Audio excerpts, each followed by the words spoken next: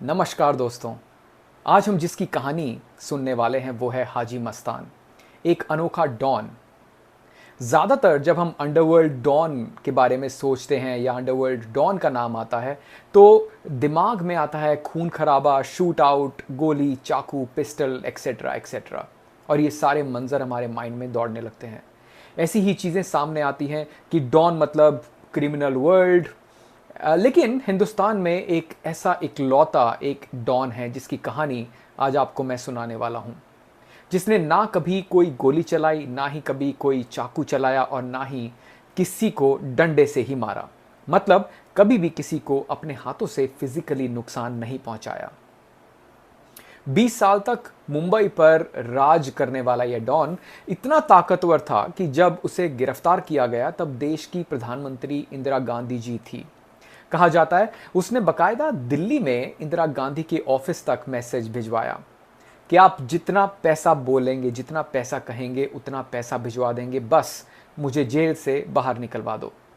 हालांकि यह बात मानी नहीं गई। ऑब्वियसली मुंबई के कई पुलिस अधिकारी भी मानते थे कि अगर अंडरवर्ल्ड को बॉम्बे से, मुंबई से खत्म नहीं किया जा सकता तो काश अंडरवर्ल्ड हाजी मस्तान के दौर जैसा हो। जब उनसे इस बात की वजह पूछी गई तो उन्होंने कहा, हाजी मस्तान के वक्त अंडरवर्ल्ड में जो काम होता था वो बहुत लिमिटेड चीज़ों पर होता था। आम लोगों पर, लॉ एंड ऑर्डर पर, पुलिस पर या किसी भी तरह का कोई खून खराबा, इससे उसका कोई लेना देना नहीं था। हाजी मस्तान का एक खास फॉर्मूला था, गलत काम भी करो तो उसमें आम आदमी को नुकसान ना हो, जिससे उसका कोई लेना देना नहीं है, उसे परेशान मत करो। तो एक बहुत सिंपल फिलॉसफी थी ऐसे डॉन की। और दोस्तों यही वजह है कि आज मैं आपको उस पर्सनैलिटी, शख्स की कहानी सुना रहा हूं जिसे मुंबई का पहला अंडरवर्ल्ड डॉन कहा जाता है। जितने लोगों से पूछिए एक ही नाम आएगा, हाजी मस्तान। उस दौर में दो और डॉन थे, करीम लाला और वरदराजन। लेकिन तीनों मिलकर काम करते थे और गैंग वॉर जैसी कोई भी चीज नहीं थी। हर एक अपना इलाका उनमें आपस में बांटा हुआ था। दोस्तों हाजी मस्तान की जो पकड़ थी वो थी गोल्ड पर, सोने पर, इलेक्ट्रॉनिक आइटम्स पर और स्मगलिंग पर। उसका असूल था कि सिर्फ वही काम करेगा जिससे किसी को नुकसान ना हो, जैसे कि ड्रग्स, हथियार या फिर खून खराबा। यह इन सब चीजों से बहुत दूर रहता था। अब जरा पीछे चलते हैं। तमिलनाडु के एक गांव पनायूर में 1 मार्च 1926 को एक गरीब किसान के घर में जन्म हुआ मस्तान हैदर मिर्जा का। जमीन कम थी, गुजारा काफी मुश्किल था। 8 साल की उम्र में उसके पिता उसे मुंबई लेकर आ गए। सोच यह थी कि शहर में काम करेंगे और हमारे फाइनेंशियल जो हालत है वो सुधर जाएंगे। मुंबई पहुंचकर एक साइकिल रिपेयर की दुकान खोली। मस्तान वहीं साइकिल पंचर बनाने का काम करने लगा, मैकेनिक के तौर पर। 10 साल तक वो यही करता रहा। 18 साल की उम्र में उसकी आंखों में सपने थे महंगी गाड़ियों के, आलीशान बंगलों के और फिल्मी सितारों के।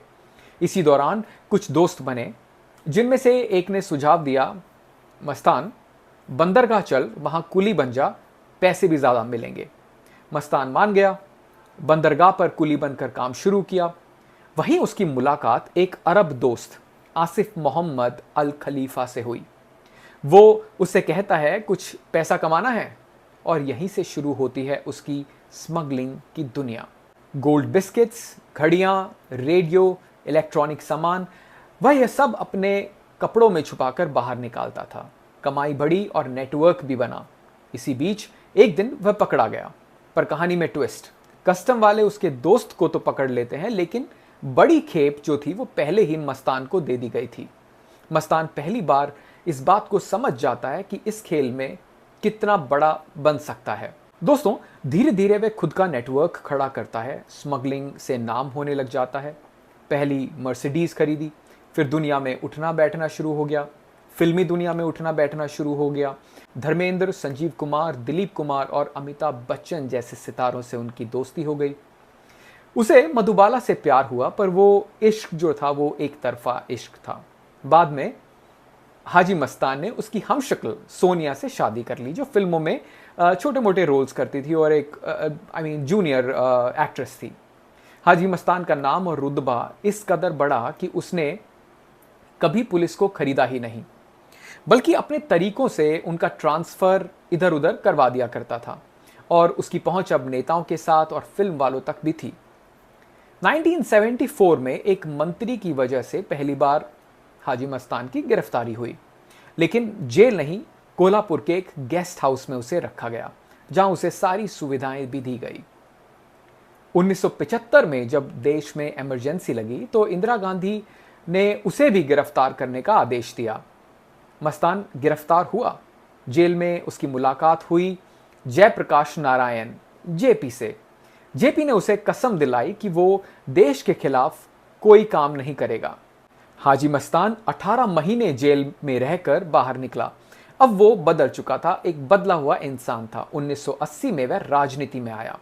दलित मुस्लिम सुरक्षा महासंघ नाम की पार्टी बनाई।